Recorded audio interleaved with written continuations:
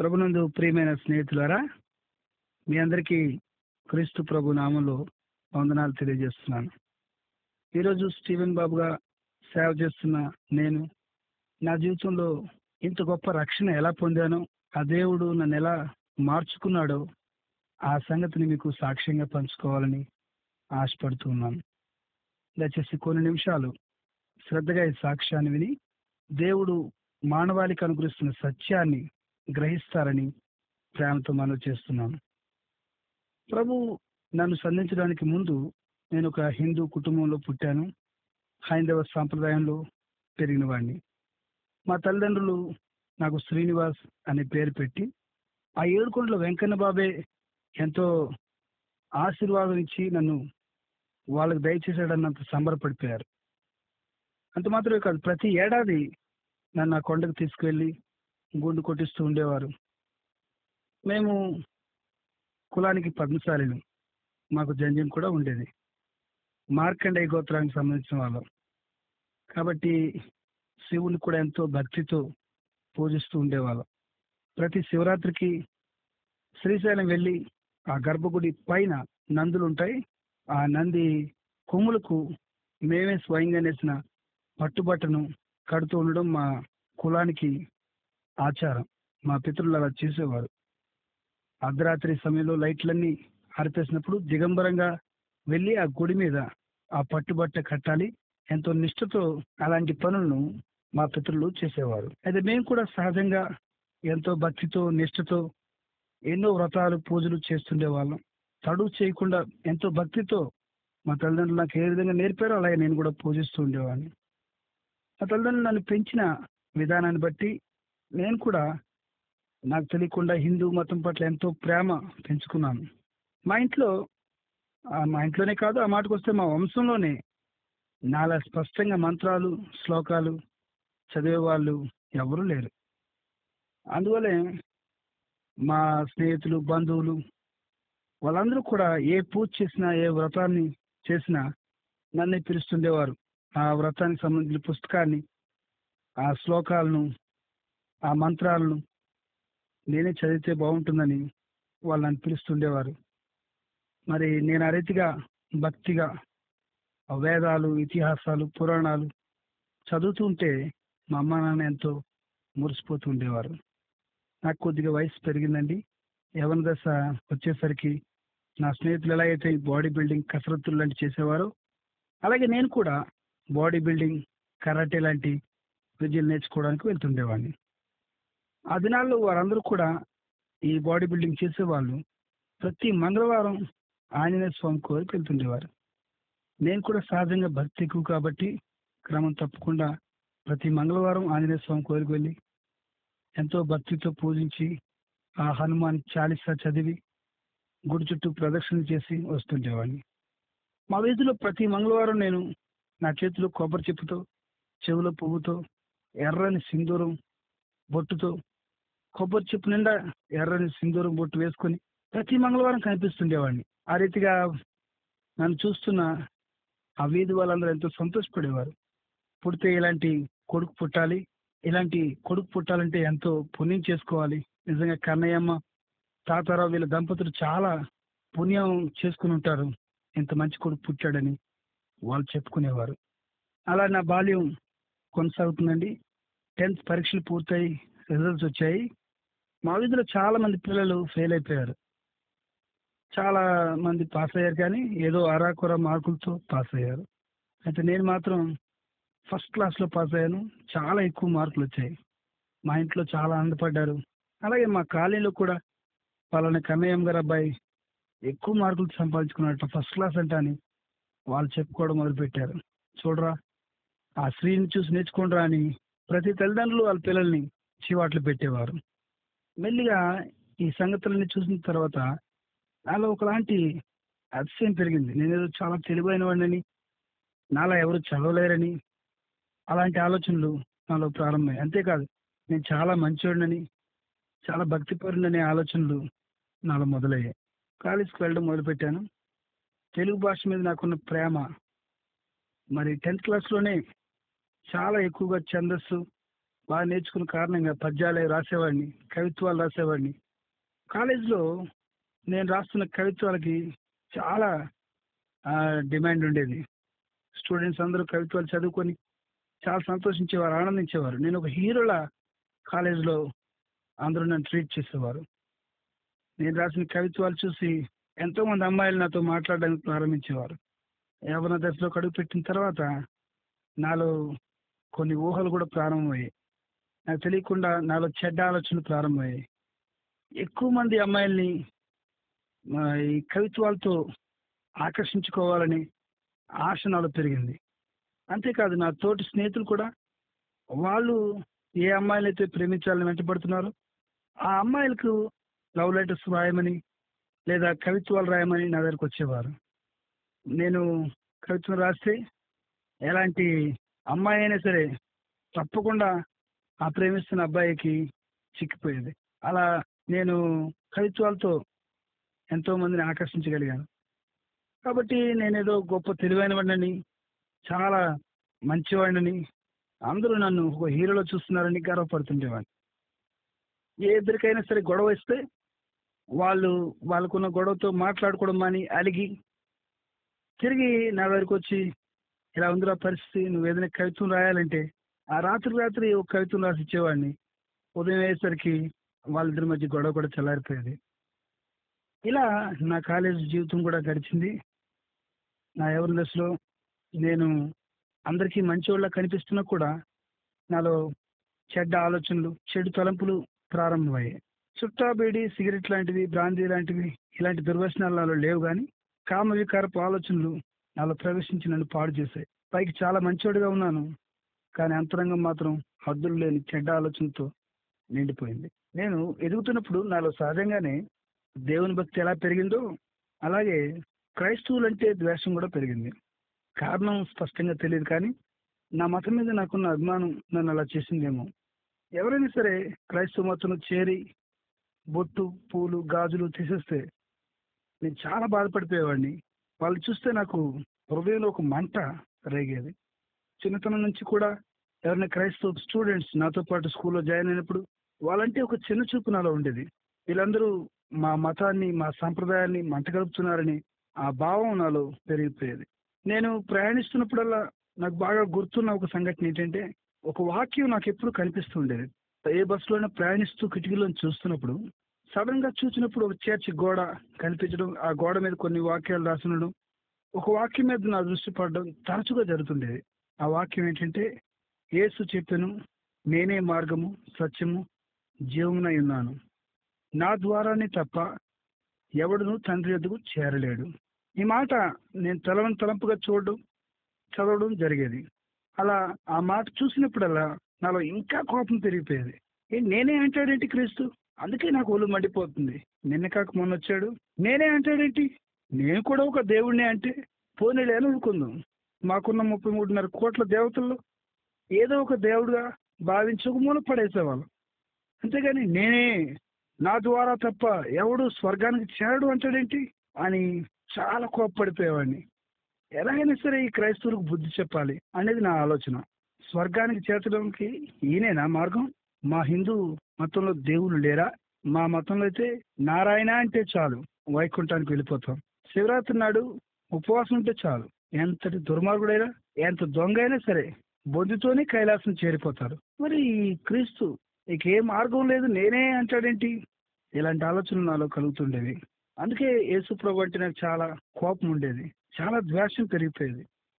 స్కూల్లో కానీ కాలేజీలో కానీ నాతో చదువుతున్న స్టూడెంట్స్ వాళ్ళు ఎవరైనా క్రైస్తవులు ఉంటే చాలు చాలా ఘోరంగా వాళ్ళు ఎక్కిరిస్తూ ఏడిపిస్తుండేవాడిని.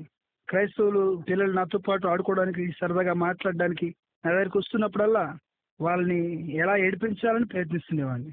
వాళ్ళు ఏదో కుష్ఠరోగుల్లాగా వాళ్ళ వైపు చూస్తూ, వాళ్ళు నా ముందు నుంచి వెళ్తున్నప్పుడల్లా వాళ్ళని చూసి వెక్కిరిస్తూ చేతులు ఇలా పెట్టి చాలా ఎగతాళిగా నడిపించునావా అని కుష్ఠరోగుల్లా వారి వైపు చూస్తూ పాడి నవ్వుకునేవాడిని. నాతో పాటు అందరూ నవ్వేవాళ్ళు, వాళ్ళంతా సిగ్గుపడిపోయేవారు. అలా వాళ్ళని ఏడిపించడం నాకు చాలా సరదాగా ఉండేది. క్రైస్తవ్యం మీద నాకున్న ఆ ద్వేషం కారణంగా నా స్కూల్ డేస్, కాలేజ్ డేస్ లో కూడా ఆ పిల్లల్ని చాలా ఘోరంగా ఏడిపిస్తుండేవాడిని. నాతో ఎవరైనా సరే మాట్లాడడానికి, ఆర్గ్యుమెంట్ చేయడానికి క్రైస్తవ పిల్లలు వచ్చేవారు కానీ వాళ్ళు నా తెలివితేటల ముందు ఏమాత్రం నిలలేకపోయేవారు. సహజంగా బాగా చదివేవాడినేమో. స్కూల్లో, కాలేజీలో కూడా మా లెక్చరర్స్ అందరూ నన్నే సపోర్ట్ చేస్తుండేవారు. కాబట్టి వాళ్ళు నాతో వాదించడం ఇంకా అనవసరం అనుకొని నా దగ్గరికి రావడం మానేసేవారు. అంతేకాదు, మా వీధుల్లో కానీ, మా ఊర్లో కానీ ఎక్కడైనా సరే క్రైస్తవులు బహిరంగంగా మీటింగ్స్ పెడితే ఆ మీటింగ్స్ జరుగుతున్నంతసేపు కూడా నాకు చాలా కోపంగా ఉండేది. ఒళ్ళంతా మండిపోతున్నట్టు ఉండేది. వీలైనంత వరకు వాళ్ళని డిస్టర్బ్ చేయాలని, వాళ్ళు పాస్టర్ మాటల మీద దృష్టి పెట్టకుండా ఉండాలని ప్రయత్నిస్తుండేవాడిని. చాలాసార్లు వెనక్కి కూర్చొని బోధకుడు చెప్పే మాటలు ఎలా దాన్ని తప్పుదోవ పట్టించాలా అని కూర్చున్న వాళ్ళతో, ఆహా, ఓహో, ఏం చెప్తున్నాడు రా, చెప్పేవాడికి బుద్ధి లేకపోతే వినేవాడికి బుద్ధి ఉండాలి అని ఎగతాళిగా మాట్లాడేవాడిని. ఎన్నోసార్లు కూర్చున్న ప్రజల మీద చిన్న చిన్న రాళ్ళు వేస్తూ వాళ్ళ యొక్క గమనాన్ని, వాళ్ళ వాక్యం విని వారు పూర్తిగా మారిపోకూడదని వాళ్ళ యొక్క దృష్టిని తప్పించాలని ప్రయత్నం చేస్తుండేవాడిని. పాస్టర్లు లేచి యేసు ప్రభు యొక్క గొప్పతనాన్ని చెప్తూ మా ప్రభు సజీవుడు, గొప్పవాడు అని చెప్తే వెంటనే లేచి కత్తి పట్టుకుని స్టేజ్ మీద కాలర్ పట్టుకుని, ఈ కత్తితో నేను పొడుస్తాను, నువ్వు చచ్చిపోతావు బతుకుతావు, నీ ప్రభువుని అడిగి చెప్పు అని అడగాలనిపించేది. మా ప్రభు గొప్పవాడు, సజీవుడు, నేను చవకుండా బ్రతుకుతాను, నా ప్రభువు నన్ను బ్రతికిస్తాడు అని చెప్తే అవసరమైతే కత్తితో పొడిచేసి అతన్ని చంపేసి నీ ప్రభు నిజమైన వాడు కాదు, నీకు అబద్ధం చెప్పాడని నిరూపించి జైలుకైనా వెళ్ళిపోవాలనిపించేది. లేకపోతే నేను చచ్చిపోతానని అన్నాడు అనుకోండి, వెంటనే వాడిని పడవకుండా, చూసావా నీ ప్రభు నీకు అబద్ధం చెప్పాడు, నీ ప్రభు నిజమైన వాడు కాడని నిరూపించాలనుకునేవాడిని. ఇలా నా హృదయంలో ఆ యవన ప్రాయంలో ఎంతో ద్వేషం ఈ క్రైస్తవులన్నా, క్రైస్తవ మతాన్ని బోధించే పాస్టర్స్ అన్నా చాలా ద్వేషం పెరిగిపోతుండేది. నేను నాకున్న కోపానికి ఎప్పుడైనా సరే ఒక పాస్టర్ని పట్టుకొని నిలదీసి, ఎందుకు బైబిల్ పట్టుకున్నావయ్యా, నీకు బుద్ధి లేదా అని అడిగి ఎలాగైనా సరే బైబిల్ అతని చేతిలోంచి తీసివేయాలని, ఇంకెప్పుడు క్రైస్తవుల గురించి, క్రైస్తవ్యాన్ని గురించి బోధించకుండా చేయాలని తపన పడుతుండేవాడిని. చాలాసార్లు అలాంటి అవకాశం దొరుకుతుందేమో అని చూసేవాడిని, కానీ ఎప్పుడు చూసినా క్రైస్తవులు గుంపులు గుంపులుగా ఉండేవారు, నేను ఒక్కడిగా ఉండేవాడిని. అవకాశం దొరికేది కాదు. అందులోనూ వయసు తక్కువ, మరి ధైర్యం కూడా చాలేదు కాదు. కానీ నా హృదయంలో ఎప్పుడైనా ఒక్క పాస్టర్ ఒంటరిగా దొరికితే తప్పకుండా నా వాక్చాతుర్యంతో హిందూ మత సంప్రదాయాలకు గొప్పతనాన్ని చెప్పి అతన్ని ఎలాగైనా సరే ఆ క్రైస్తవ మతాన్ని బోధించకుండా, ఆ బైబిల్ మరలా పట్టుకోకుండా నా కాలు మీద పడిపోయేలా చేసుకోవాలని ఆ తీవ్రమైన అన్వేషణతో ఉండేవాడిని. ఒక్క పాస్టర్ ఒంటరిగా దొరికితే వాడి పని అయిపోయినట్టే అని ఎప్పుడు అనుకుంటుండేవాడిని. ఈ రీతిగా నా బాల్యం అంతా గడిచింది. పైకి నేను చాలా మంచివాడిగా నా సమాజంలో ఉండేవాడిని. మా వీధిలో వాళ్ళందరూ కూడా నన్ను బాగా మెచ్చుకునేవారు. పైకి నాలో ఉన్న పాపం కనిపించేది కాదు, కానీ నాలో కూడా చాలా చెడ్డ తలంపులు ఉండేవి. అంతేకాదు, ఒకలాంటి గర్వం ఉండేది. నేను చాలా తెలివైన వాడిని అనే అతిశయం ఉండేది. నా చూపుల్లో, నా ఆలోచనలో ఎప్పుడు కూడా చెడ్డ ఊహలు ఉండేవి. నేను గుడికి వెళ్ళినా కూడా మంచి ఉద్దేశంతో వెళ్ళేవాడిని కాదు. నేను ఎంతగా చెడిపోయానంటే, నేను వెళ్ళే ఆంజనేయ స్వామి కోవిల దగ్గర, గుడి దగ్గర కొబ్బరికాయలు అమ్ముకునే అమ్మాయిని కూడా మాయ మాటల్లో పెట్టి వంచి నాతో పాటు తిప్పుకొని ఎన్నోసార్లు సినిమాలకి తీసుకెళ్లేవాడిని. ఇలా చాలా మందిని నేను ఎలాగైనా వాళ్ళని మాయ మాటలతో నాతో పాటు తిప్పుకుని అదేదో నా మగతనం అని, అదే హీరోయిజం అని అనుకునేవాడిని. ఆ దినాన ఇవన్నీ నాకు తప్పులుగా అనిపించలేదు. ఇదేదో నా తెలివితేటలకు నిదర్శనం అని భావించేవాడిని. పైకి భక్తిగా ఉండేవాడిని. ప్రతి మంగళవారం కొబ్బరికాయతో, చెవిలో పువ్వుతో ప్రతి ఒక్కరికి కనిపించేవాడిని. అందరూ మెచ్చుకునేవారు. కానీ హృదయంలో మాత్రం ఎంతో చెడుతనం ఉండేది. పైకి భక్తిగా నటిస్తూ బొత్తిగా చెడిపోయిన ఎంతో మంది నాలాంటి వారు ఈ రోజు కూడా ఉన్నారు. ఈరోజు ప్రభువుని ఎరగకపోతే అది నా జీవితంలో పాపంగానే ఉండేది కాదేమో, ఆ పాపంతోనే నశించిపోయేవాడినేమో. అలాంటి నా జీవితంలోనికి అద్భుతమైన దినం ప్రవేశించింది. ఆ దినాన నేను ప్రభు ప్రేమను చూడగలిగాను. ప్రభు నన్ను సంధించిన రోజు అది. నేను ఎప్పటికీ ఆ రోజు మర్చిపోలేను. అది ఎలా జరిగిందో మీతో చెప్తాను. నా కాలేజ్ చదువులు పూర్తయిపోయిన తర్వాత నేను ప్రైవేట్ కంపెనీలో చిన్న జాబ్ చేయడం ప్రారంభించాను. ఆ కంపెనీ వాళ్ళు కోక్ బిజినెస్ చేస్తుండేవారు. వాళ్ళకు కర్ణాటక రాష్ట్రంలో దాండేలి ఫెరోలైస్ లిమిటెడ్ అనే కంపెనీలో వాళ్ళకు కొన్ని లావాదేవీలు ఉండేవి.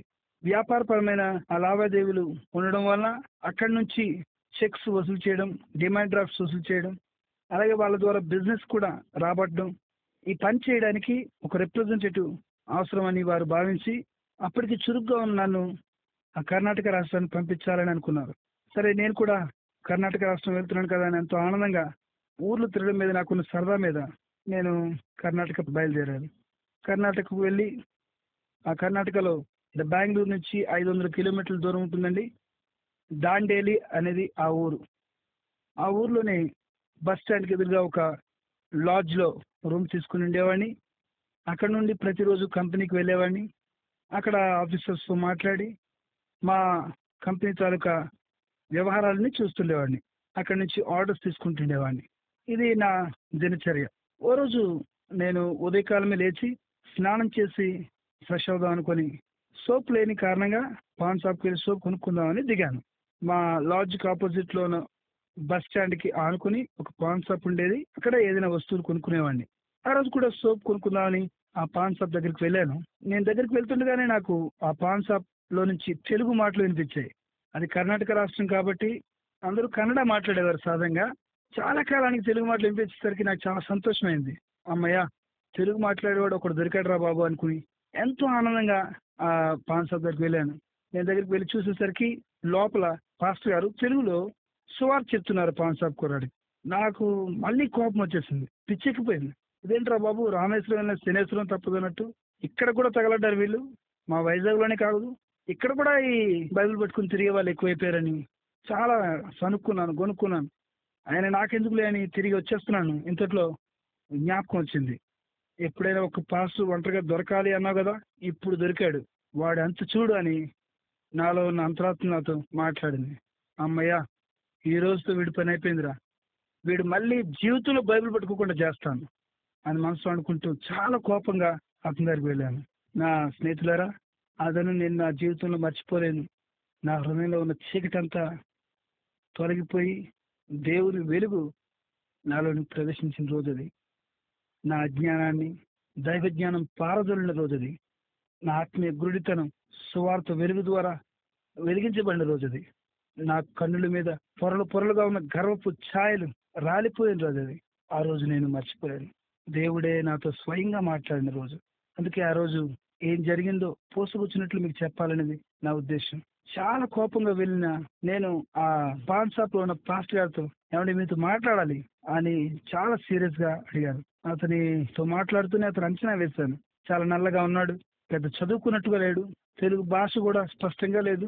ఏ విధంగా చూసినా సరే నాకంటే తెలుగు తక్కువవాడే, కాబట్టి చాలా ఈజీగా అతను ఓడించేయచ్చు.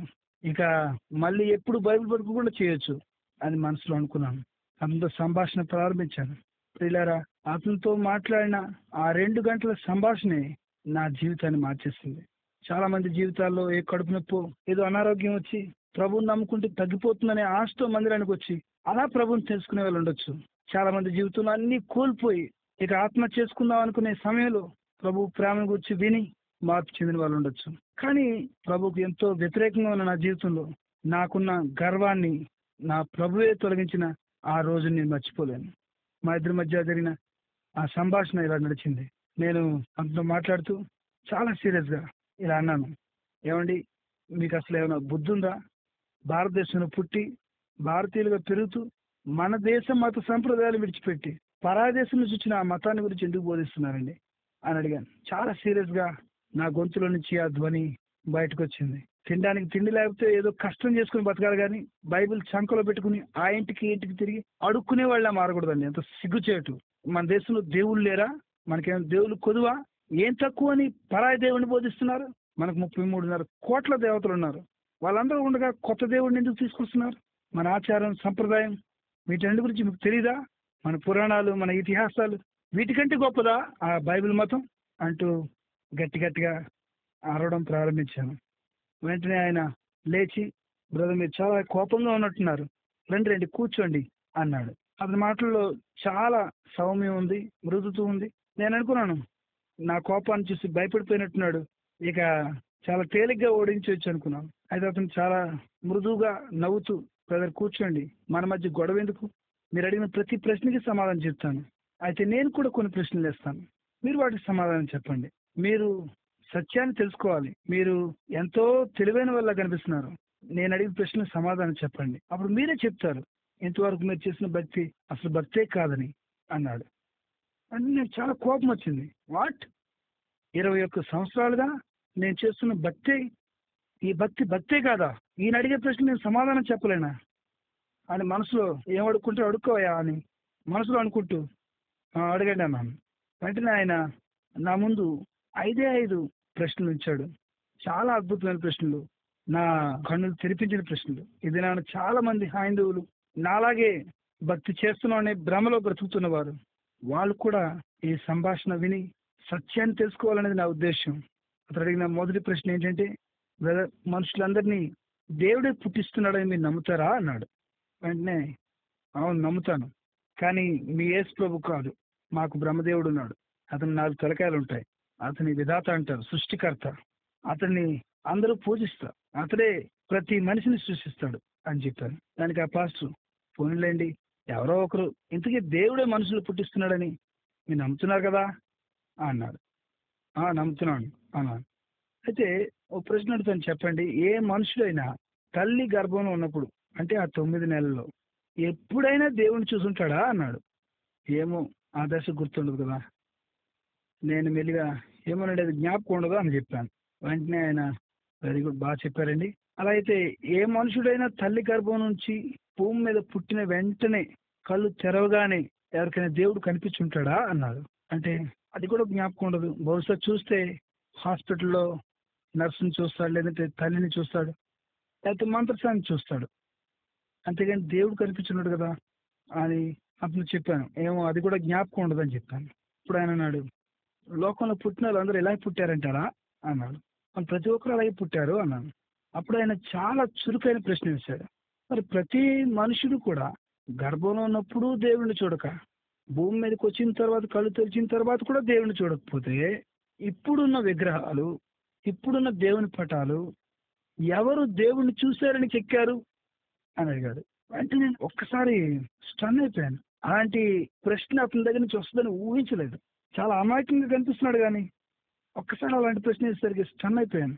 వెంటనే తేరుకొని, అదేంటండి, మా పురాణాల్లోను ఇతిహాసాల్లోను దేవుళ్ళ గురించి రాశారు, ఆ వర్ణన చూసి ఎంతో మంది శిల్పులు దేవుడి బొమ్మలు చెక్కారండి అన్నాను. వెరీ గుడ్ అండి, మీరు చాలా తెలివైన వాళ్ళ కనిపిస్తున్నారు. అయితే మరి ఇన్ని తెలిసిన మీకు ఆ రామాయణ భారతాలు ఇతిహాసాలు ఎవరు రాశారు మీకు తెలియదా అని అడిగారు. ఎందుకు తెలియదు, రామాయణాన్ని వాల్మీకి రాశాడు, భారతాన్ని వేదవ్యాసుడు రాశాడు, తెలుగులోకి నన్నయ్య, తిక్కన, ఎర్రప్రగడ అనువదించారని చెప్పాను. వెంటనే మరి వాళ్ళు ఎలా పుట్టారండి అని అడిగాడు. వాళ్ళు కూడా మాలాగే పుట్టారండి అన్నాను. అనగానే మరి వాళ్ళు కూడా మీలా పుడితే, వాళ్ళు కూడా తల్లి గర్భంలో ఉండగా కానీ బయటకు వచ్చిన తర్వాత కానీ దేవుణ్ణి చూడకపోతే మరి దేవుడు ఇలా ఉంటాడని ఎలా వర్ణించారు అని అడిగాడు. వెంటనే నాకు ఇంకా నోటి మాట రాలేదు. అరే, ఇదేదో ఆలోచించాల్సిన విషయమేనే అనిపించింది.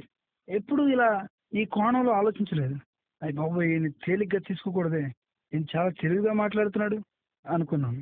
అప్పుడు ఆ పాస్టర్ గారు చెప్పారు, బ్రదర్, కవులకు ఒక చాతుర్యం ఉంటుంది. కవులు రాసినప్పుడు ప్రతి దాన్ని వర్ణిస్తారు, అది వాళ్ళకి అలవాటు. మనం తెల్లవారింది అంటామంతే. అదే కవి అయితే తూర్పు తెల్లవారుతుంది, ఉదయభానుడు అప్పుడే బద్ధకంగా ఒలుగురుచుకుంటున్నాడు, సూర్యుని లేలేత కిరణాలు ఆ పిల్లకాల మీద ప్రసరించి వింత కాంతులు వెళ్తున్నాయి, ఆవు అంబా అన్నది, పాలవాడు క్లింగ్ క్లింగ్ పాలు అంటున్నాడు, పేపర్ అబ్బాయి పేపర్ అని పేపర్ విసిరాడు అంటూ వర్ణిస్తారు. ఈ వర్ణనంతా చదివిన తర్వాత మనం ఖచ్చితంగా తెల్లవారిపోతుందన్న ఫీలింగ్ పొందుతాం. అంతేకాదు, కవి దేన్నైనా అలాగే వర్ణిస్తాడు. ఒక అందమైన అమ్మాయిని వర్ణించాలంటే ఆమె పెదవులు దొండపల్లా ఉన్నాయి, ఆమె పాదాలు పద్మాలు, ఆమె కనులు కలవరేకుల్లా ఉన్నాయని ఇలా రకరకాలుగా వర్ణిస్తాడు. ఒక రాక్షసుని గురించి చెప్పాలంటే, ఒక దొంగ గురించి చెప్పాలంటే వాళ్ళకు తగిన పోలికలు రాస్తాడు. గల్ల లుంగి, చార్ల బనీను, బొడ్లో కత్తి, కోరమీసం, బొగ్గ మీద ఘాటు, ఇలా వర్ణిస్తే అదేదో కరుడు కట్టిన దొంగలా మనం ఫీల్ అవుతాం. ఇలా అందరి గురించి వర్ణించిన కవి దేవుడు అనే పదం రాగానే దేవుడి కోసం కూడా ఏదైనా వర్ణన ఉండాలి కదా అని గరళకంఠుడు, ఆజానుబాహుడు, నీలమేఘ శ్యాముడని ఎన్నో రకాలుగా వర్ణించారు. ఇదంతా కేవలం వాళ్ళ మతిలో నుంచి పుట్టిన ఆలోచనే తప్ప వాళ్ళకు దేవుడు కనిపించలేదు, వాళ్ళు దేవుడిని చూసింది లేదు. కాబట్టి ఒక వర్ణన వర్ణిస్తే అదే దేవుడు అనుకుని మీలో కొంతమంది ఆ విగ్రహాలు చేసి ఆ పటాలు పెట్టుకుని దేవుడిని నొక్కుతున్నారు. విచిత్రంగా లేదా అని అడిగాడు. అడిగేసరికి నాకు ఒక్కసారి ఇదేదో ఆలోచించాలి అనిపించింది. నేనేదో చాలా తెలివైన అనుకున్నాను, కానీ ఈయన దగ్గర చాలా నేర్చుకోవాలి అనిపించింది. నేను సాధారణంగా మూర్ఖుని కాదు, కానీ ఒక అజ్ఞానంలో ఉండేవాడిని. ఆ రోజు అతన్ని ఎలాగైనా సరే ఓడించాలని వెళ్ళాను. అతని మాటలకి లోబడిపోతున్నాను. అతని మాటల్లో ఉండే ఆ క్రొత్తదనాన్ని, ఆలోచింపజేసే విధానాన్ని బట్టి నేను ఇంకేం మాట్లాడలేకపోతున్నాను. నిజమే కదా అని అనిపించింది. వెంటనే అలా ఊహిస్తూనే ఉన్నాను. ఆయన రెండో ప్రశ్న వేశాడు. బ్రదర్, మీరు ఎప్పుడైనా కుమ్మరవాణ్ణి చూసారా అన్నాడు. కుమ్మరుడిని చూడడం ఏంటండి, ఎన్నోసార్లు చూశాను అన్నాను. ఏం చేస్తుంటాడండి అన్నా. కుమ్మరుడు ఏం చేయడం ఏంటండి, కొండలు చేస్తాడు అన్నాను. మరి ఎప్పుడైనా ఎలాంటి దృశ్యం చూసారా? కుమ్మరుడు అలసిపోయి కూర్చున్నప్పుడు కొండలేచి కుమ్మరన్న నువ్వు చాలా అలసిపోయావు, ఈ రోజు నేను నిన్ను చేస్తానే అని ఏ కొండైనా అండం విన్నారా అన్నాడు. ఏంటండి మీరు మాట్లాడేది, కొండ ఏంటి, మాట్లాడడం ఏంటి, కొండ కుమ్మరుడిని చేయడం ఏంటి, కుమ్మరుడే కదా కొండను చేయాలి అన్నాను. కరెక్ట్ అండి, చాలా బాగా చెప్పారు, మీరు ఎంతైనా తెలివైన వాళ్ళు అన్నారు. సరే అండి, సంగతి ఏంటి చెప్పండి అన్నాను.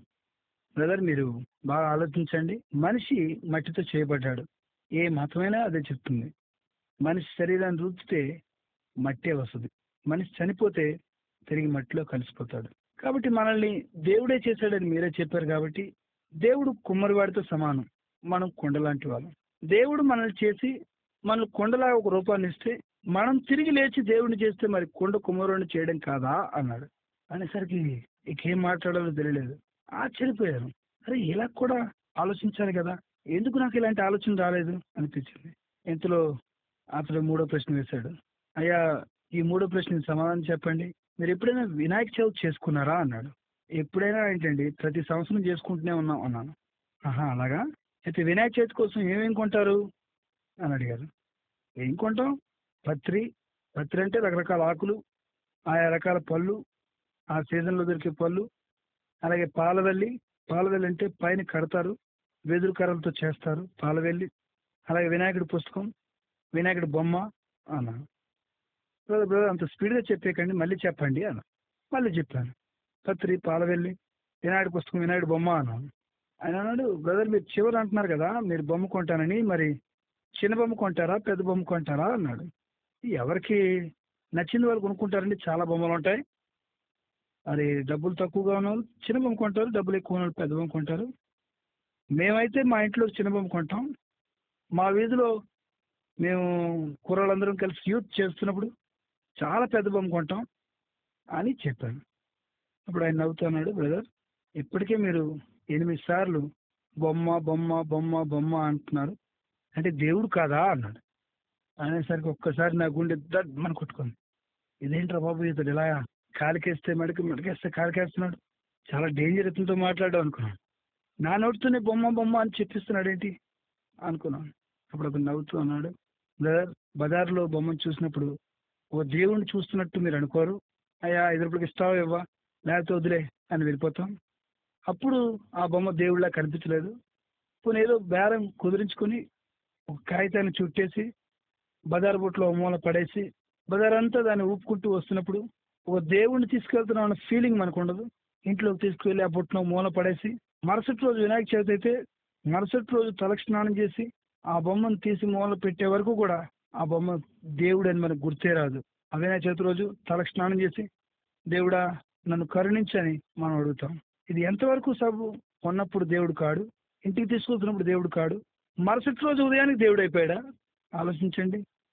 మీలాంటి తెలియని వాళ్ళు, చదువుకున్న వాళ్ళు ఈ సంగతి ఆలోచించాలండి అన్నాడు. నేను అరే ఇది కూడా కరెక్టే కదా అనుకుంటున్నాను అతన్ని ఎలా ఓడించాలా అని అనుకుంటున్నాను. ఎందుకంటే నా దేవుల్ని అతను చాలా తేలిగ్గా మాట్లాడుతున్నాడు. అయితే అతని మాటల్ని ఏమాత్రం తప్పుపడడానికి వీలు లేకుండా చాలా తెలివిగా మాట్లాడుతున్నాడు. బ్రదర్ బొమ్మ దేంతో తయారు చేస్తారో మీకు తెలుసు కదా అన్నాడు. మట్టితో అన్నాను. బాగా చెప్పారండి. ఆ మట్టి ఎలాంటిది? ఆ మట్టి వర్షం పడితే బోధన చూసి మనం చీ చీ చీ అంటాం. ఎవరు కూడా మట్టిని నెత్తి మీద పోసుకోరు, కాలుతోనే చెప్తారు. అలాంటి మట్టి అది. ఎన్నోసార్లు ఆవులు, గేదెలు, మేకలు ఆ మట్టి మీద ఆ మలమూత్రాలు విసర్జించుంటాయి. ఆ మట్టి అలాంటి పనికి మాలింది. ఆ మట్టిని తీసుకొచ్చి ఎవరో ఒక అతను మంచివాడైనా కావచ్చు, చెడ్డవాడైనా కావచ్చు, త్రాగుబోతైనా కావచ్చు, తిరుగుబోతైనా కావచ్చు, వ్యభిచారైనా కావచ్చు, అలాంటి వ్యక్తి ఆ మట్టిని కాళ్ళతో తొక్కుతున్నాడు. ఆ కాళ్ళతో తొక్కుతున్నప్పుడు అతని ఒంటి చెమటంతా మట్టిలోనే ఉంటుంది. అతను పోసే నీళ్లు అవి మురికి నీళ్ళు, మంచి నీళ్ళు తెలియదు. అతని అతనికి ఆ రోజు జలుబు అయితే ఆ జలుబు ఆ చీముడంతా దాంట్లోనే ఉంటుంది. ఇలాంటి పనికిమాలిన వ్యక్తి కాలుతో తొక్కి తొక్కి తొక్కి ఒక ముద్దలా చేసి ఆ మట్టి ముద్దకు కళ్ళు ముక్కు పెట్టాడంతే. అది పెట్టగానే అతన్ని మనం దేవుడు అనుకుని పూజిస్తున్నాం. మట్టి దేవుడు ఎలాగవుతాడండి? ఆలోచించండి అన్నాడు ఆయన. అనేసరికి అవును ఇది కరెక్టే అని అనిపించింది. నిజమే కదా, ఇలా ఎందుకు నేను ఆలోచించలేదు, నా జీవితంలో ఎప్పుడు ఇలాంటి ఆలోచన ఎందుకు రాలేదు సుమా అని అనుకున్నాను. ఆయన నవ్వుతూ అన్నాడు, బ్రదర్ మరి వినాయక చవితి చేసుకుంటారు కదా, మరి 9వ రోజున ఆ దేవుణ్ణి ఎందుకు నీళ్ళలో తోసేస్తారు అని అడిగాడు. నాకు నిజంగా తెలియదండి, నిమజ్జనం ఎందుకు చేస్తారో ఇప్పటికీ తెలియదు. నాకే కాదు, చాలా మంది హిందువులకి వాళ్ళు చేస్తున్న ఆచారాలు ఏంటో, ఎందుకు చేస్తున్నారో ఆ సంగతి తెలియదు. ఇప్పుడు ఆయన అన్నాడు, మీకు తెలియకపోవచ్చు కానీ నాకు తెలిసింది చెప్పమంటారా అన్నాడు. ఏంటో చెప్పండి అన్నాను. ఆయన నవ్వుతూ అంటున్నాడు, బహుశా మీరు కలెక్ట్ చేసిన డబ్బులన్నీ అయిపోయి ఉంటాయి. రోజు రోజుకి ఆ వినాయకుడికి ఉండ్రలు పెట్టి అతని బొజ్జ సైజు పెరుగుతుంది కానీ మీరు అతన్ని పోషించలేకపోతున్నారు. బాబు ఇక మా మధ్య ఉంటే మేము పోషించలేం కానీ నువ్వు నీళ్ళలో ఉంటేనే మంచిదని తోసేస్తున్నారేమో, అంతే కదా అన్నాడు. చాలా కోపం వచ్చింది, చాలా బాధ అవుతుంది. నా దేవుల్ని నానా రకాలుగా తిడుతున్నాడు కానీ నేనేం చేయలేకపోతున్నాను. నా దేవుని పట్ల ఇంత మాట్లాడతాడా, ఎలా ఇతన్ని ఓడించాలి అని మనసులో అనుకుంటున్నాను. నా ఆలోచనలు సాగుతూనే ఉన్నాయి. అది మరో ప్రశ్న వేశాడు. ఈసారి ఆ ప్రశ్న తిరుగులేని ప్రశ్న, నేను ఎప్పుడు ఊహించలేదు. ఆయన అన్నాడు, దేవుడు అనే పదానికి నిర్వచనం చెప్పగలరా బ్రదర్ అన్నాడు. నేనేం మాట్లాడలేదు. ఏం మాట్లాడితే ఏంటంటా వస్తుందని. వెంటనే అతడు, పోనీ ఇలా అడుగుతాను వినండి, ఫలానా వ్యక్తి దేవుడు లాంటి వాడు అంటారు కదా, ఎలా ఉంటే దేవుడు లాంటి వాడు అంటారు అని అడిగాను. అప్పుడు నేను మెల్లిగా గొంతు పిలుచుకుని ఇలా అన్నాను, నాలో ఉన్న కోపం అంతా అప్పటికే పోయింది. అతనితో గట్టిగా మాట్లాడలేకపోతున్నాను. అనవసరంగా వచ్చి కూర్చున్నాను అనిపిస్తుంది. కానీ మధ్యలో లేచి వెళ్ళిపోతే బాగోదు కదా అని అక్కడ కూర్చున్నాను.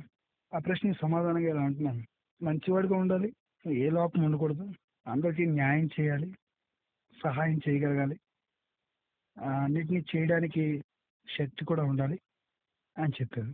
వెరీ గుడ్ అండి, చాలా బాగా చెప్పారు, ఎంతైనా మీరు తెలివైన వాళ్ళండి అన్నాడు ఆయన.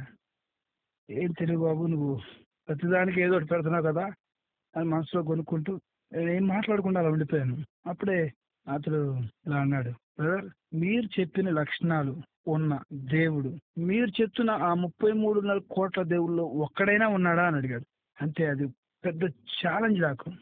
ఏంటి, నేను పూజిస్తున్న దేవుళ్ళు ఒక్కడైనా లేడా మంచి లక్షణాలు ఉన్నవాడు అని వెంటనే ఆలోచించడం ప్రారంభించాను. చాలా రోషం వచ్చేసింది నాకు. నోరు తెరిస్తే మొట్టమొదట నా నోట్లోనికి వచ్చే పేరు వెంకటేశ్వర స్వామి. ఎందుకు లేదండి, ఏంటి మీరే మాట్లాడేది, కలియుగ దైవం వెంకన్న బాబు లేడా అన్నాను. అప్పుడు ఆయన నవ్వుతూ, వెంకటేశ్వర స్వామి దేవుడా అండి, దేవుడా, అతని గురించి చెప్తాను వినండి. అతనికి 2 భార్యలు, కొండ మీద ఒక భార్య, కొండ కింద ఒక భార్య. వాళ్ళిద్దరూ చాలు అనుకుని ముస్లిం ఏరియాకి వెళ్ళి బీబీ నాంచారిని చూసి బీటు కొడుతున్నాడు. ఆయన దేవుడా, అలాంటి వాడు దేవుడు ఎలా అవుతాడండి అన్నాడు. అనేసరికి నాకు మర్చిపోయింది, ఇదేంట్రా ఇలా అనేస్తున్నాడు. మాకు తెలిసిన పురాణ కథల్లో ఇది నిజమే. శ్రీనివాసుడు ఆ రీతిగా ప్రయత్నించడం, తర్వాత ముస్లింలందరూ వెంటపడడం, ఇవన్నీ కూడా నిజమే. కానీ నాకు ఎప్పుడు చెడ్డగా అనిపించలేదే. ఆయన చెప్పినప్పుడు ఇది నిజమే కదా అనిపిస్తుంది. దేవుడైతే అలాంటి లక్షణాలు ఎందుకు ఉండాలి అని అనిపించింది. వెంటనే ఏం చెప్పాలో తోచలేదు. అతను అన్నాడు, బ్రదర్ మీకు ఒక సంగతి చెప్పమంటారా, దేవుళ్ళందరికీ అడ్డునామాలు ఉంటాయి, మీ వెంకటేశ్వర స్వామి మాత్రం నిలునామాలు ఉంటాయి, ఎలా ఉన్నాయి మీకు చెప్పమంటారా అన్నాడు. నేనేం మాట్లాడకుండా తలదించుకున్నాను. వెంటనే ఆయన అన్నాడు, ముస్లిం పేటకు వెళ్ళి ముస్లిం అమ్మాయితో ఈ ప్రేమ కలాపాలు సాగిస్తున్నప్పుడు ముస్లింలు తట్టుకోలేక కోపంతో శ్రీనివాసుని చంపాలని గండ్రగొడ్లు పట్టుకుని తరులుతున్నారండి. అలాంటప్పుడు ఈ శ్రీనివాసుడు పారిపోయి ఎలాగైనా తప్పించుకోవాలి కదా అని ఆవుల మధ్యలో ఆవులాగా వంగి పరిగెడుతున్నాడు. ఆ సమయంలో వాళ్ళు ఆ గొడ్డలు విసిరినప్పుడు గొడ్డలు తిరుక్కుంటూ వచ్చి శ్రీనివాసుని నుదుటి మీద నిలువుగా పడిపోయింది.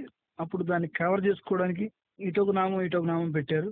ఆవు అడ్డొచ్చింది కదా అని ముస్లింలు కోపంతో గోవును చంపుకొని గోవిందు చేసుకున్నారు. అంటే గోవును కోసుకొని వండుకొని తిని ఆనందించారు. అయితే హిందువులు గోవు తమ దేవుణ్ణి రక్షించింది కాబట్టి గోవిందా అంటున్నారు అని చెప్పాడు. నిజంగా అది ఎంతవరకు నిజమో నాకు తెలియదు, కానీ ఆయన చెప్పిన మాట మాత్రం ఆ రోజు నేను ఎదిరించలేకపోయాను. ఈయనతో చాలా తంట వచ్చి పడింది. ఈయనేదో ఓడిద్దామని వచ్చాను, నన్నే 30 తప్పులు పెడుతున్నాడు, ఎలా ఇక్కడి నుంచి తప్పించుకుందామా అని అనుకుంటున్నాను. అలా ఆలోచిస్తుండగానే ఆయన మరో ప్రశ్న వేశాడు. శ్రీకృష్ణుడి గురించి చెప్పుకుందామా అండి అన్నాడు. అనేసరికి నాకు అర్థమైపోయింది అతను ఏం చెప్పాలనుకుంటున్నాడు. కృష్ణుడి గురించి ఏం మాట్లాడుకుంటాం మనం? 16,000 మంది గోపిక స్త్రీలు, 8 మంది భార్యలు, సత్య కృష్ణుని తల మీద తన్నిందంట. ఇలాంటి పురాణాలన్నీ చదివితే సిగ్గుకరంగా అనిపిస్తుంది కదండి. అది ఆయన చెప్తున్నప్పుడు నిజమే కదా, మా దేవుళ్ళలో ఎందుకు మంచితనం లేదు, పరిశుద్ధత లేదు అనిపించింది. శ్రీకృష్ణుడి గురించి అతను చెప్తున్నాడు, మీ కృష్ణుడు చిన్నప్పటి నుంచి ఆరితేరిన దొంగండి, పక్కింట్లోకి వెళ్ళి వెనదొంగతనం చేసేవాడు, ఆడవాళ్ళు స్నానం చేస్తుంటే చీరలు ఎత్తుకొచ్చేసేవాడు. ఇదేనా మీ దేవుడు మీకు నేర్పేది? అలా అయితే మీరు కూడా ఎవరైనా స్నానం చేస్తుంటే బాత్రూమ్ మీద బట్టలు ఎత్తుకొచ్చేయండి అన్నాడు. బాబు అలా చేస్తే సునంలో ఎముకలు లేకుండా దంచేస్తారు బాబు అని అనుకున్నాను మనసులోని. నిజమే కదా, దేవుడే అలా చేస్తే ఇక ఆ దేవుణ్ణి ఎలా ఆరాధిస్తాం? ఆ దేవుణ్ణి ఆరాధించే భక్తులు ఇంకెలా ఉంటారు? ఈ శ్రీకృష్ణుడు కూడా సరైన దేవుడు కాదు కదా అనుకుంటున్నాను. ఆయన మళ్ళీ అడిగాడు, ఒక పేరు చెప్పండి, ఒక్క పేరు. 33.5 కోట్ల దేవుళ్ళు అన్నారు కదా ఇందాక, ఒక్క మంచి దేవుడిని చెప్పండి అన్నాడు. వెంటనే నాకు శ్రీరామచంద్రుడు గుర్తుకొచ్చాడు.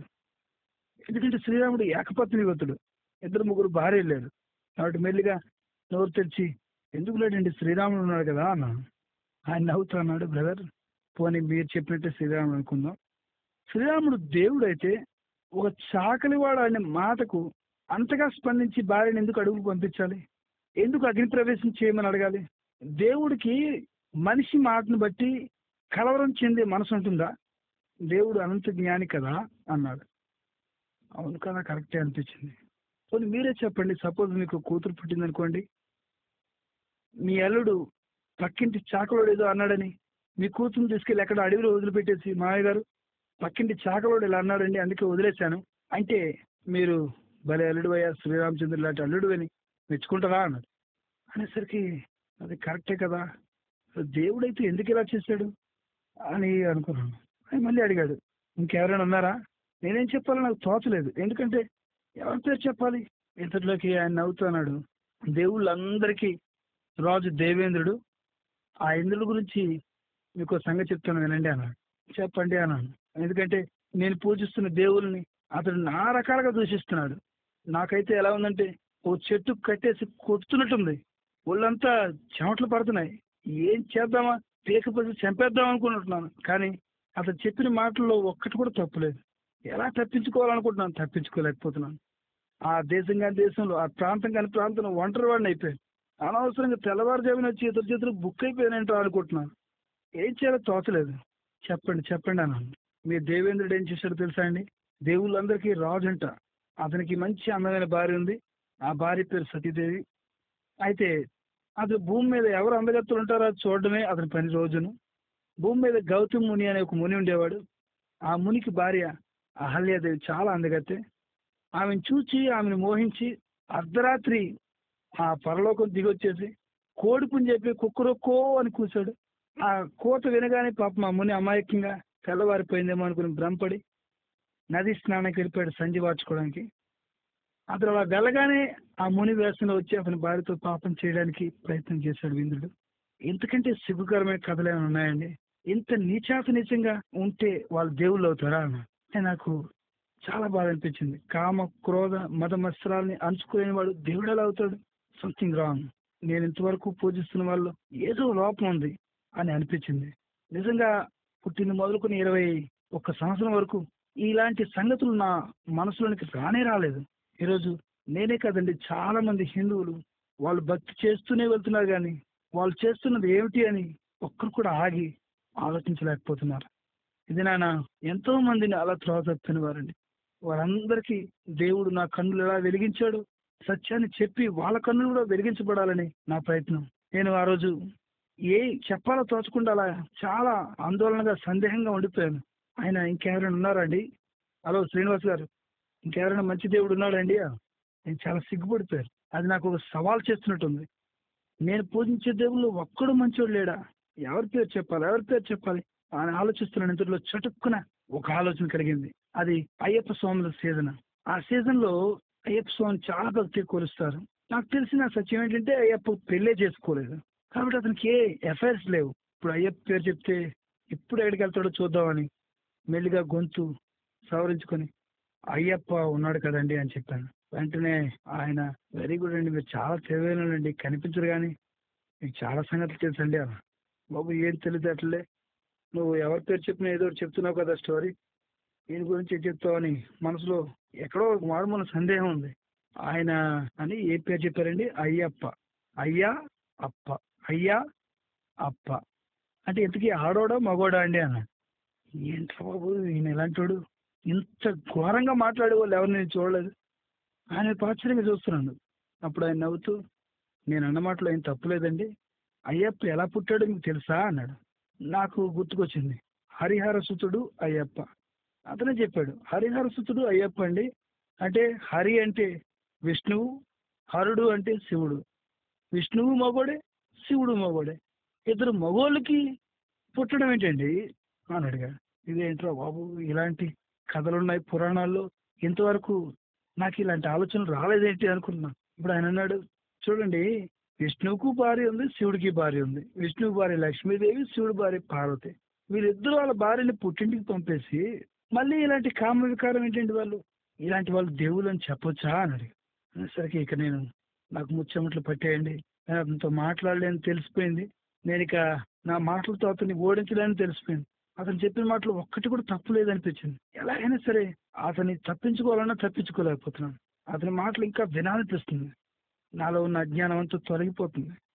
నిజమే నిజమే, దీని గురించి ఆలోచించాలి అనే ఆలోచన 21 సంవత్సరాలు నా నరాల్లో ఉండే భక్తికి ఆ రోజు సవాలు కలుగు. ఒక్క దేవుడు కూడా సరైన విధంగా లేడే, ఒక్క దేవుడు కూడా పవిత్రంగా లేడే, ఒక్క దేవుడు కూడా పరిశుద్ధంగా లేడే, ఒక్క దేవుడు కూడా మరి దేవుడికి ఉండాల్సిన లక్షణాలు లేడే అని చాలా బాధపడ్డాను. ఇన్నాళ్ళు నేను చేసిన భక్తి వ్యర్థమేనా అని ఆలోచిస్తున్నాను. నేను అనవసరంగా ఈ దేవుని కొలిచానా అనే ఆలోచన నా హృదయంలో పరుగులు తీస్తున్నాయి. ఆయన నవ్వుతూ అన్నాడు, బ్రదర్, మీకు మరొక ప్రశ్న అడుగుతాను, చివరి ప్రశ్న ఇదే, జాగ్రత్తగా చెప్పండి అని అన్నాడు. ఇంకే ప్రశ్న అడుగుతాడు రా బాబు అనుకుని మనసులో అనుకుంటూ, అడగండి అన్నాను. ఆయన అన్నాడు, బ్రదర్, మీకు పెళ్ళయిందా అన్నాడు. అమ్మయ్య అని పిలుచుకొని ఇంకే ప్రశ్న వేయట్లేదు అనుకొని, పెళ్ళి అయిందంటే 3 నెలల క్రితమే కొత్తగా పెళ్ళయింది, నా భార్య విశాఖపట్నంలో ఉంది అని చెప్పాను. వెంటనే ఆయన నేను ఊహించలేని మరో ప్రశ్న వేశాడు, మీకు బాగా ఇష్టమైన దేవుడు ఎవరండి అన్నాడు. మళ్ళీ ఏదో ఫిట్టింగ్ పెడుతున్నాడు రా బాబు, ఏదోలాగా నన్ను వాళ్ళతో కొట్టించాలనుకుంటున్నాడు అనేసరికి నేను ఈసారి ఎవరి పేరు చెప్పకూడదు అనుకుని ఆంజనేయుడు అని చెప్పాను, హనుమంతుడు అని చెప్పి. అంటే ఏదోలా కింద పడినా సరే నేను కూడా పైకి లేవాలని ప్రయత్నం చేస్తున్నానండి, కానీ ఓడిపోతున్నాను. ఎప్పుడైతే హనుమంతుడిని చెప్పాడో ఆయన మరో ప్రశ్న అడిగాడు, మరి నీకు పెళ్ళైన తర్వాత పిల్లలు పుట్టాలనుకుంటావు కదా, మగపిల్లలు పుట్టాలా ఆడపిల్ల పుట్టాలా అన్నాడు. మగోడే పుట్టాలండి అన్నాను. మగ పిల్లడే కావాలన్నాను. మరి మీలా పుట్టాలా మీ ఆవిడలా పుట్టాలా? నాలాగే పుట్టాలండి అన్నాను. నాకంటే అందంగా పుట్టాలండి అన్నాను. అనగానే, బ్రదర్ మీరు ఏమనుకోకండి, మీకు నిజంగా కొడుకు పుట్టి ఆ కొడుకు ఒక తోక పుట్టి ఆ కొడుకు మూతి కోతి మూతిలా పుడితే మీరు నిజంగా సంతోషపడతారా బాధపడతారా అన్నాడు. అనేసరికి ఇక నా కాళ్ళు చేతులు వణుకుపోయి నా నడుముకున్న బోల్ట్లు ఊడిపోయి కుప్పకూలిపోయింది అయిపోయింది. ఎందుకంటే పరిస్థితి నా దాకా వచ్చేసింది.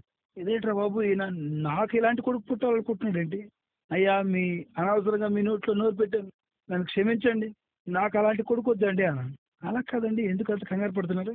ఇప్పుడే కదా చెప్పారు ఆంజనేయుడు అంటే నాకు బాగా ఇష్టం అని. ఒక బుల్లి ఆంజనేయుడు పుట్టాడని సంతోషపడాలి కదా బాబు. అదేంటో నాకు తెలియదు కానీ నాకు మాత్రం మంచి కొడుకే పుట్టాలండి, కోతులాంటి కొడుకు పుట్టకూడదండి అన్నా. ఎందుకంటే హిందువుల్లో ఒక చెడ్డ మాట వింటే అది జరిగిపోతుంది అని భయం ఎక్కువ. అమంగళం ప్రత్యేకమవుగా కానీ మేము ఎప్పుడు చెవులు మూసుకుంటుంటాం. ఇది తెల్లవారుజామునే నాకు అలాంటి కొడుకు పుడతాడని చెప్పేసరికి నాకు భయం ఎక్కువైపోయింది. ఆయన అంటున్నాడు నవ్వుతూ, పోనీ కూతురు పుట్టి ఆ కూతురికి 8 చేతులు పుడితే ఎలా ఉంటుంది అంటారు? అయ్యా మీకు దండం పెడతాను, ప్లీజ్ ఇంకొక మాట కూడా మాట్లాడకండి, నాకు మంచి పిల్లలు పుట్టాలి అంతే అని అన్నాను. అప్పుడు ఆయన నవ్వుతున్నాడు, బ్రదర్ నేను మిమ్మల్ని బాధ పెట్టాలనుకోలేదు, అది నా ఉద్దేశం కూడా కాదు. వాస్తవం చెప్తున్నాను వినండి. మీరే కాదు, ఎవరైనా సరే మీకు ఆ రూపాలంటే ఇష్టం లేదు. మీ హృదయంలో ఆ రూపం అంటే భయం కూడా ఉంది. అయితే ఎందుకు దాన్ని పూజిస్తున్నారంటే, ఎక్కడో మీ పితరుల కాలంలోనే వాళ్ళు త్రోవ తప్పారు. నిజదేవుడిని విడిచిపెట్టి ఇక విగ్రహాలను పూజించే వైపు మళ్ళీపోయారు. ఆ దినాన్ని నుంచి వాళ్ళకు పుట్టిన మీరు, వాళ్ళు పుట్టిన తర్వాత తర్వాత తర్వాత తరం వారు, మీరందరూ కూడా చదువుకున్నా కూడా వాళ్ళు అనుసరించిన మార్గంలోనే అనుసరించడం ప్రారంభించారు. అందుకే మీరు కూడా తొలగిపోయి విగ్రహాల వైపు మళ్ళీపోయారు. మీ తప్పు కాదండి ఇది. అయితే మీలాంటి తెలివైన వాళ్ళు ఆలోచించాలి. విగ్రహాలకు పూజిస్తే దానివల్ల ప్రయోజనం ఏంటి? నిజదేవుడు ఉన్నాడు కదా అన్న ఆలోచన మీలో కలగాలండి అని చెప్పాడు. చెప్పేసరికి నేను ఏం మాట్లాడలేకపోయాను. నిజమే, ఆ విగ్రహాలన్నా ఆ రూపాలన్నా మా హృదయంలో సంతోషం లేదు, కానీ కేవలం అందరూ వెళ్తున్నారని వెళ్తున్నాను. ఆయన అన్నాడు, ఒక లాజిక్ చెప్పమంటారు బ్రదర్, మానవుని యొక్క నైజం ఎలాంటిదంటే, ఎక్కడ 10 మంది గుంపు కూడతారో అక్కడికి వెళ్ళి నిల్చుంటాడు. ఏ కొట్టులో అయితే ఎక్కువ మంది కొనుక్కుంటారో ఆ కొట్టుకే వెళ్ళాలనుకుంటాడు. దానికి టైం అయిపోతుందన్నా ఖాళీగా ఉన్న కొట్టుకు వెళ్ళడు. అలాగే ఎంతో మంది ఆ గుడి ఈ గుడి అంటూ ఆ వ్రతం ఈ వ్రతం అంటూ తిరుగుతున్నారు కాబట్టి చాలా మంది వాళ్ళని చూసి వీళ్ళు కూడా అలా గుళ్ళకి గోపురాలకి తిరగడం ప్రారంభించారు. ఈ రీతిగా చాలా మంది త్రోవ తొలగిపోయారు. అంతేకాదు, పవిత్రమైన గ్రంథం చెప్తుంది, ఈ యుగ సంబంధమైన దేవత వారి మనోనేత్రాలకి గుడితనం కలుగు చేస్తుంది అని. నిజంగా ఈ దినాన చాలా మంది మనోనేత్రాలు గుడితనంలో ఉన్నాయి బ్రదర్. మీలాంటి తెలివైన వాళ్ళు, చదువుకున్న వాళ్ళు దీని గురించి ఆలోచించాలి అని చెప్పాడు. వెంటనే నాకు తలంతా గిర్రని తిరిగిపోయింది. నిజమే, నా 21 సంవత్సరాల భక్తి అంతా వేస్ట్. నేను పూజించింది ఒక నీతి లేని, ఒక యథార్థత లేని, ఒక పరిశుద్ధత లేని కేవలం రాతి బొమ్మలకే మొక్కాలనిపించింది. వెంటనే అతని దగ్గరికి వెళ్ళి అతను చేయి పట్టుకొని, ఓకే ఒప్పుకుంటున్నానండి, నేను చేసింది నిజమైన భక్తి కాదు, నేను చేసినంత విగ్రహారాధనే. అయితే నాకు ఈ మాట చెప్పండి, మీ దేవుడే నిజమైన దేవుడు అని మీరు ఎలా రుజువు చేసుకుంటారు అని అడిగారు. అప్పుడు ఆయన అన్నాడు, అయ్యా మా దేవుడు సజీవుడు, మాట్లాడే దేవుడు, మా దేవుడు నిజమైన దేవుడు అని నేను రుజువు చేసుకోవాల్సిన అవసరమే లేదు. మీరు ఒక పని చేయండి, మీకు నిజదేవుడు ఎవరో తెలుసుకోవాలని ఉంటే ఈ రోజు నుంచి ప్రార్థించండి. దేవుడా నువ్వెవరివి, నేను నిన్ను పూజించాలి, నువ్వు నాతో మాట్లాడు అని అడగండి. నా దేవుడు నిజమైన దేవుడు కాబట్టి ఖచ్చితంగా మీతో మాట్లాడతాడు, అప్పుడే మీరు తెలుసుకుంటారు. నేను నా నోటితో చెప్పాల్సిన అవసరమే లేదు అన్నాడు ఆయన. ఆ పాస్ గారు ఎప్పుడైతే అలా చెప్పారో నాకు ఈ పద్ధతి బాగుంది అనిపించింది. ఆయన వెళ్ళిపోతూ క్రొత్త నిబంధన గ్రంథాన్ని నా చేతిలో పెట్టి దీన్ని చదవండి అని చెప్పి వెళ్ళిపోయాడు. ఆ రోజు నుంచి ఆ గ్రంథాన్ని చదవడం ప్రారంభించాను.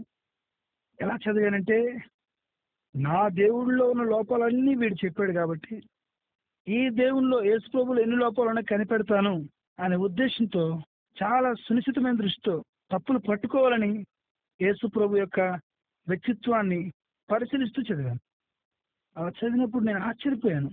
ఆయనలో ఎక్కడ తప్పు కానీ, పాపం కానీ, లోపం కానీ, పొరపాటు కానీ లేనే లేదు. ఆయన పుట్టుకలో పరిశుద్ధి ఉందని, ఆయన జీవితం అంతా పాపమే చేయలేదని, పాపమే ఎరుగులేదని, పాపుల్లో చేరలేదని, పరిశుద్ధుడని, మహనీయుడని గ్రహించాను. అంతేకాదు, ఆ బైబిల్ చదువుతుండగానే నాలో ఏ పాపం లేదు, నేను చాలా మంచివాడిని, చాలా తెలివైనవాడిని అనే నా తలంపులన్నీ కూడా మారిపోయాయి. నేను ఎంత చెడిపోయాను, ఎంత భ్రష్టుడిని అయిపోయాను, ఎంత త్రోవ తొలగిపోయాను, ఎంత నీచుడిను, ఎంత దౌర్భాగ్యుడిను. నా తలంపుల్లో, నా కనుదృష్టిలో, నా ఊహల్లో ఉన్న చెడంతా నాకు కనిపించింది. పైకి భక్తిగా నటిస్తున్నాను కానీ అంతరంగంలో ఎంతగానో భ్రష్టుడిని అయిపోయానని ఆ వాక్యపు వెలుగులో గమనించాను. వెంటనే కుమిలిపోయాను, పశ్చాత్తాపడ్డాను. నిజమే, పరిశుద్ధత అంటే ఏంటో తెలిసింది, పవిత్రంగా ఉండడం అంటే ఏంటో తెలిసింది. నేను చాలా చెడిపోయానని ఆ తలంపులు నాలో బాధించేవి. దుఃఖంతో అలాగే చదవడం ప్రారంభించాను. అలా చదువుతున్నప్పుడు యోహాను సువార్త 14వ అధ్యాయానికి రాగానే నేను వెతుకుతున్న నిధి నాకు దొరికినట్టు అయింది. బాల్యం నుంచి ప్రేమతో నన్ను వెంబడిస్తున్న ఆ గొప్ప దేవుని వాక్యం యోహాను 14:6లో మరొకసారి నాకు కనిపించింది. యేసు చెప్పెను, నేనే మార్గము, సత్యము, జీవమునై ఉన్నాను, నా ద్వారానే తప్ప మరి ఎవడును తండ్రి ఎదుకు రాలేడు అనే మాట చూడగానే నా కళ్ళు వెలిగాయి. గొప్ప వెలుగు నాలో ప్రవేశించింది. నేను వెతుకుతున్న నా దేవుడు నాకు దొరికినంత ఆనందం కలిగింది. గొప్ప సంతృప్తి కలిగింది. యేసు ప్రభువులో పాపం లేదు కాబట్టి ఆయన పాపులను క్షమించడానికి అర్హుడు. ఆయన పాపరహితమైన రక్తాన్ని చిందించాడు. మానవాళి పాపానికి ప్రాయశ్చిత్తం ఆయనే చేశాడు. ప్రజాపతి యజ్ఞ పశువై భూలోకానికి రావాలని యజుర్వేదంలో చెప్పిన ఆ శ్లోక అర్థాన్ని ఈ మహానుభావుడు తీర్చాడనిపించింది. సర్వలోక పాప పరిహారో రక్త ప్రోక్షణమవశ్యం తద్రక్తం పరమాత్మేన పునీదాన బలియాగ అనే ఆ శ్లోకాన్ని ఈయన నెరవేర్చాడనిపించింది. వెంటనే గొప్ప ఆనందం కలిగింది. దేవా, నువ్వే నిజమైన దేవుడు. నువ్వు మాత్రమే నా పాపాన్ని క్షమించగలవాడు. నువ్వు మాత్రమే నేను మోక్షానికి చేర్చగలిగే మోక్ష ప్రదాతవు అని మోకాలు వేసి ఆయనకు ప్రార్థన చేశాను. వెంటనే నా హృదయంలో గొప్ప తేలిక, గొప్ప సంతోషం కలిగింది. పరుగు పరుగున వెళ్ళాను ఆ పాస్టర్ గారింటికి. ఆ పాస్టర్ గారు ఏ వీధిలో ఉన్నారో ఆ వీధిలోని పరిగెత్తి వెళ్ళి ఆ పాస్టర్ గారి దగ్గర ఆనందంగా ఆ ఇంట్లోకి చేరి చెప్పాను, అయ్యా, నా జీవితంలో ఇలా జరిగింది. నేను నా దేవుడిని కనుగొన్నాను. ఆయనే మార్గమని తెలుసుకున్నాను. ఆయన తప్ప వేరొక దేవుడు లేడని తెలుసుకున్నానని చెప్పాను. వెంటనే నా ఇంటి వారంతా ఎంతో సంతోషించారు. నా అనుభవాలన్నీ విని వాళ్ళు కూడా ఆనందించారు. పరిశుద్ధాత్మ దేవుడు నిన్ను ఒప్పించాడు బ్రదర్ అని నన్ను కౌగులించుకున్నాడు. వాళ్ళ ప్రేమ నేను మర్చిపోలేను. వెంటనే అన్నాను, అయ్యా, ఇప్పుడే నేను క్రైస్తవుడిగా మారిపోవాలి, ఇప్పుడే క్రైస్తవుడిగా మారిపోవాలని చెప్పాను. ఆయన నవ్వుతూ, అంత తొందర పనికిరాదండి, మీరు మా గురించి తెలుసుకోవాలి, ఇంకా ఎక్కువ వాక్యం వినాలి, ఇందులో ఉండే దైవ నీతిని మీరు అర్థం చేసుకోవాలి. అప్పుడు కూడా మీరు భక్తిలో ఉండడానికి ఇష్టపడితే, మీరు కూడా సంపూర్ణంగా మార్పు చెందారని మేము గ్రహిస్తే అప్పుడు వెంటనే మీకు బాప్తిసం ఇస్తాం. అప్పటి నుంచి మీరు క్రైస్తవుడుగా మారిపోతారని ఆయన ప్రేమతో చెప్పాడు. కనుక ఆ రోజు నుంచి ప్రతిరోజు ప్రతి కూడికి వాళ్ళతో వెళ్తుండేవాడిని. ఆ సంఘంలో ఉన్న బిడ్డలందరూ నన్ను ఎంతో ప్రేమగా చూశారు, ఎంతో ఆదరించారు. వాళ్ళ ప్రేమ మధ్య వాళ్ళు చెప్తున్న వాక్యపు వెలుగులో నేను దేవుని గురించి ఎంతో తెలుసుకున్నాను. నా హృదయంలో ఇంకా రోజు రోజుకి ప్రభుపై ప్రేమ పెరిగిపోయింది. ఇలాంటి ప్రభువు నేను వదులుకుంటానా? వదులుకోలేను. నా జీవితం అంతా ఆయన నా రక్షకుడిని చాటిస్తానని హృదయంలో స్థిరంగా తీర్మానం చేసుకున్నాను. నా జీవితాన్ని ఆయనకు అప్పగించేశాను.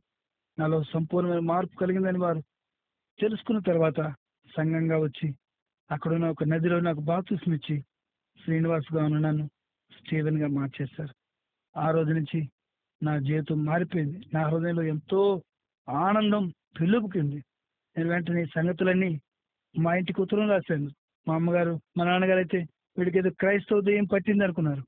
క్రిస్టియన్ దెయ్యం పట్టిందని వెంటనే వచ్చేయమని చెప్పారు. వాళ్ళకి నా యొక్క ఆనందం తెలియలేదు, నా హృదయంలో ఉన్న సంతోషం తెలియలేదు. అయితే నేను వచ్చిన తర్వాత నాకు దెయ్యం పట్టలేదని, నా బ్రతుకు మారిందని వాళ్ళు నా ప్రవర్తన ద్వారా తెలుసుకున్నారు.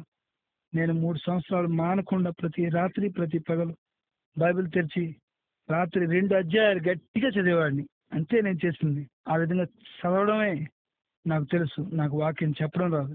అయితే అలా నేను చేసిన ప్రయత్నానికి ఫలితంగా మొట్టమొదట మా ఇంట్లో మా అమ్మగారు మారిపోయారు, తర్వాత మా నాన్నగారు మారిపోయారు, తర్వాత మా తమ్ముడు మారిపోయాడు, మా తమ్ముడు భార్య మారిపోయింది, వాళ్ళ అమ్మ నాన్న మారిపోయారు, మా చెల్లి మారిపోయింది, మా బావగారు మారిపోయారు, వాళ్ళ అమ్మా నాన్న మారిపోయారు, నా భార్య మారిపోయింది, వాళ్ళ అమ్మా నాన్న మారిపోయారు.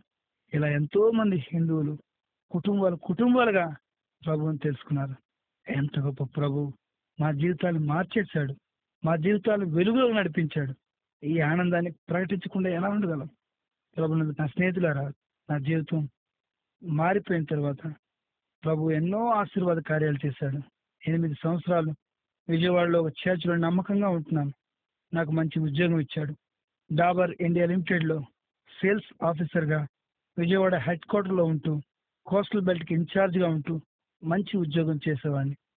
8 సంవత్సరాల క్రైస్తవ జీవితం తర్వాత నవంబర్ నెల 1999 సంవత్సరంలో ఒక రాత్రి మేము బైబిల్ చదువుతుండగా దేవుడు తన ఉన్నతమైన సేవకు నన్ను 2 తిమోతి 2వ అధ్యాయం 15వ వచనం ద్వారా మాట్లాడి పిలుచుకున్నాడు. దేవుని ఎదుట యోగ్యమైన వానిగాను, సిగ్గుపడనక్కర్లేని పనివానిగాను, సత్యవాక్యమును సరిగా ప్రకటించు వానిగాను నేను నీవే కనుపరుచుకుంటూ జాగ్రత్త పడము అని ఆ వచన సారాంశం. వెంటనే ఆ పిలుపును దేవుని పిలుపుగా భావించాను. అయితే మరొకసారి నిశ్చయపరచుకుందామని కన్ఫర్మ్ చేసుకోవడానికి దేవుని దగ్గర సూచన అడిగాను. దేవుడు ప్రేమ కలిగిన దేవుడు డిసెంబర్ నెలలోనే మా యొక్క ప్రార్థనకు జవాబు ఇచ్చాడు. వెంటనే భార్యాభర్తలంగా ప్రభు సేవకు రావాలని నిర్ణయించుకొని జాబ్కు రిజైన్ చేశాం. మా రిజిగ్నేషన్ లెటర్ యాక్సెప్ట్ చేసి జనవరి 5కి మేము రిలీవ్ అయ్యాం. 2000 సంవత్సరం జనవరి 5వ తారీఖు నుంచి సంపూర్ణమైన సేవలో ప్రభు పరిచయం చేస్తున్నాం. నన్ను మార్చడానికి దేవుడు వాడుకున్న సాధనం కర్ణాటకలో ఉన్న దైవజనుడు, ఆయన పేరు జోసెఫ్ దేవదాస్ గారు. గ్రేస్ గాస్పల్ చర్చ్ ఆయనది. దాండేలిలో ఉంటారు. ఇప్పుడు బెంగళూరులో కూడా సేవ చేస్తున్నారు. అంత గొప్ప రక్షణ నేను అనుభవించడానికి దేవుడు ఆయన్ని ఒక ఛానల్ గా సాధనంగా వాడుకున్నందుకు ప్రభుకే మహిమ కలుగును గాక. ఆ దైవజనుడిని ఆత్మీయ తండ్రిగా భావించి ఆయనకు హృదయపూర్వకంగా కృతజ్ఞతలు చెల్లిస్తున్నాను. ఈ దినం వరకు ప్రభు నన్ను సజీవంగా ఉంచి ఆయన పరిచర్యలు నమ్మకంగా వాడుకుంటున్నాడు. ఎన్నో కుటుంబాల్లో ప్రభువుని గురించిన సందేహాలు తొలగిపోవడానికి, ప్రభువుని గురించిన సత్యాన్ని వివరించడానికి, సత్యానికి స్తంభంగా దేవుడు నన్ను చేసుకున్నాడు. ఇది నన్ను 2 బ్రాంచ్లు నడిపిస్తున్నాను. ప్రభు పరిచర్య ఇచ్చారు, ఎన్నో ఆత్మలు రక్షించారు. సుమారు 100 హిందూ కుటుంబాలు రక్షించబడ్డాయి. ఒక 100 మంది విశ్వాసులతో సంతోషంగా ప్రభు పరిచర్య చేస్తున్నాను. నా కోసం, నా కుటుంబం కోసం ప్రార్థన చేయండి. మేము అంతం వరకు మా దర్శనం విడకుండా నమ్మకంగా కొనసాగేలా ప్రభు మాకు సహాయం చేయాలని దయతో మీరు ప్రార్థన చేయండి. Thank you.